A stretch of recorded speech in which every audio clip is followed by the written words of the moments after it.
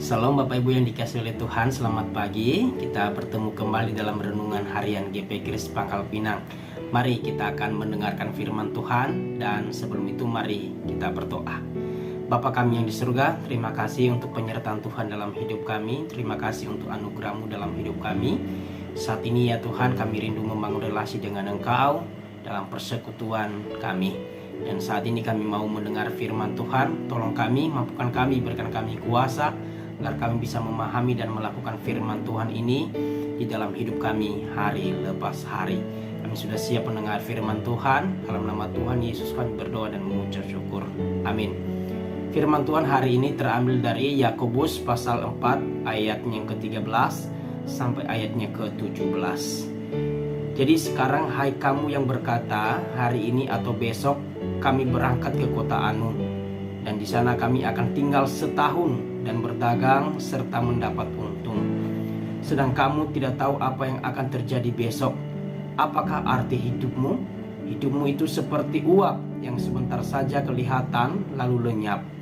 Sebenarnya kamu harus berkata, jika Tuhan menghendakinya, kami akan hidup dan berbuat ini dan itu.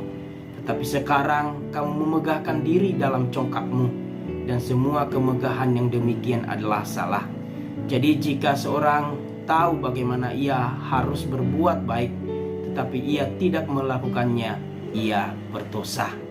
Bapak Ibu dan saudaraku yang dikasihi oleh Tuhan, tema kita hari ini adalah melibatkan Tuhan. Ada orang yang bekerja keras, melakukan semua yang terbaik, tetapi tidak melibatkan Tuhan.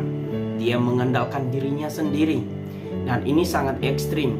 Ini lahir dari kesombongan dan kepercayaan diri. Dia merasa bahwa dia mampu mengatur segala sesuatu, mengatur seluruh hidupnya tanpa Tuhan.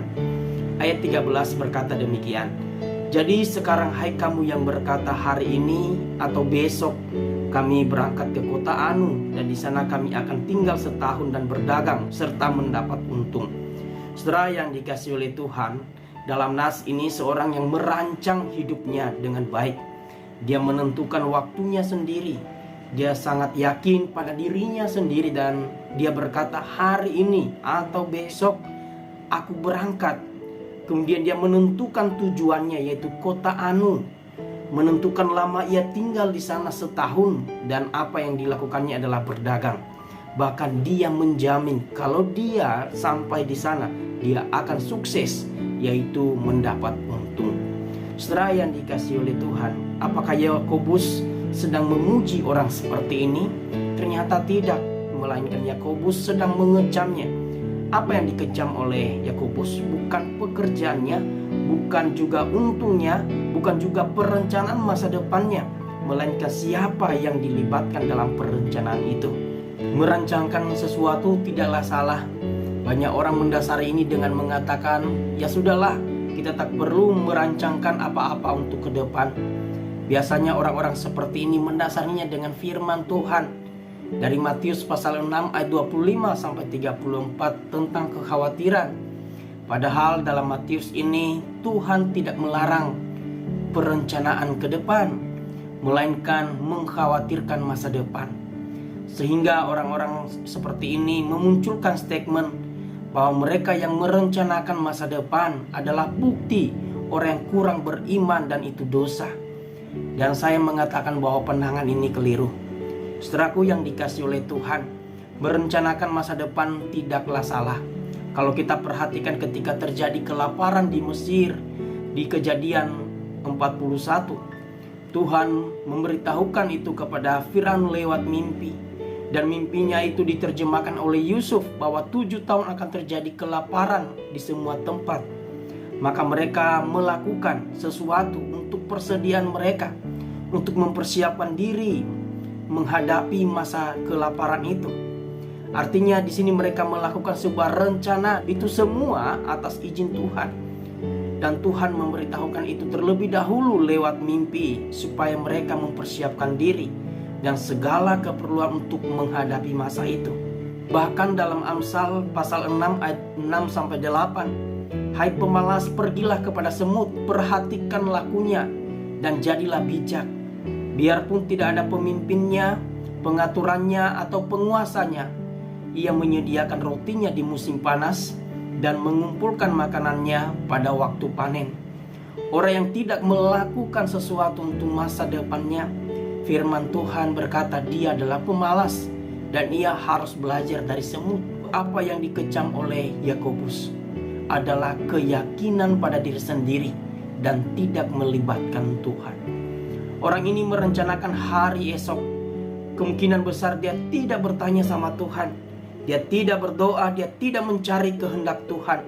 Dia begitu yakin dengan apa yang akan direncanakannya, dengan apa yang dilakukannya, sehingga ia akan sukses dengan semua perencanaan itu. Tetapi perhatikan ayat 13 dan 14. Ayat ini kelihatan kontras. Di ayat 13 orang itu memastikan segala sesuatu, sedangkan di ayat 14 berkata, kamu tidak tahu apa yang akan terjadi di hari esok. Singkatnya begini Bapak Ibu, bagaimana kita memastikan hari besok dan yakin pada diri sendiri, sedangkan kita buta tentang apa yang akan terjadi hari esok. Kita tidak tahu hari esok. Mungkin kita sakit, kita tertimpa musibah, kecelakaan, atau bahkan kita mati dipanggil oleh Tuhan. Apakah semua itu tidak menggagalkan rencana yang telah kita buat? Pasti gagal. Yakobus melanjutkan dengan mengatakan bahwa apakah arti hidupmu? Hidupmu itu seperti uap yang sebentar saja kelihatan lalu lenyap.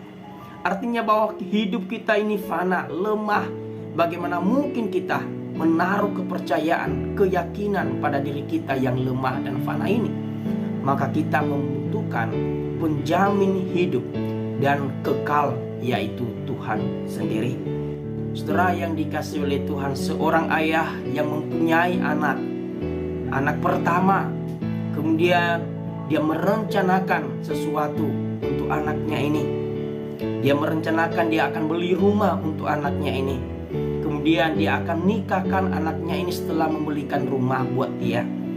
Sebelum rencana itu terlaksana, ayah ini meninggal dunia di pertengahan tahun 2020. Kemudian istri dan anaknya berkata, ayah sudah merencanakan segala sesuatu yang baik, tetapi ternyata cerita hidup dari Tuhan berbeda. Keyakinan pada diri sendiri tanpa melibatkan Tuhan adalah kesombongan. Ayat 16 berkata, tetapi sekarang kamu memegahkan diri dalam congkakmu, dan semua kemegahan yang demikian adalah salah. Oleh karena itu bagaimana seharusnya kita?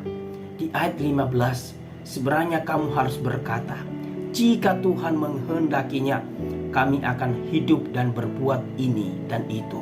Kita harus melibatkan Tuhan dan mencari kehendak Tuhan dalam segala perencanaan kita. Kita mencari dengan berdoa, merenungkan firman Tuhan, membangun persekutuan dengan Dia.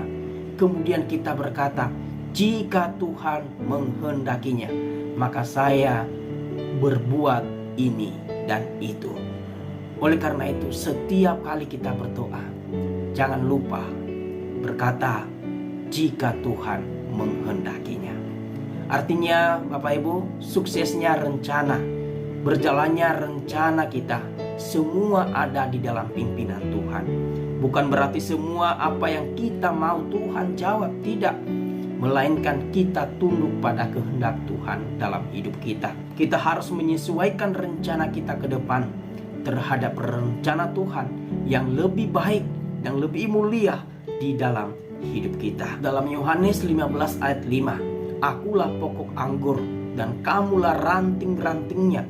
Barang siapa tinggal di dalam aku dan aku di dalam dia, ia berbuah banyak, sebab di luar aku kamu tidak dapat berbuat apa-apa. Dalam merencanakan sesuatu bukan hanya terletak pada kapasitas kita, melainkan pada tangan yang tersembunyi, yaitu Allah sendiri. Kesadaran akan keterbatasan diri akan membawa kita untuk selalu sadar akan kebutuhan kita untuk melibatkan Tuhan dalam semua hal perencanaan kita. Amin. Tuhan Yesus memberkati.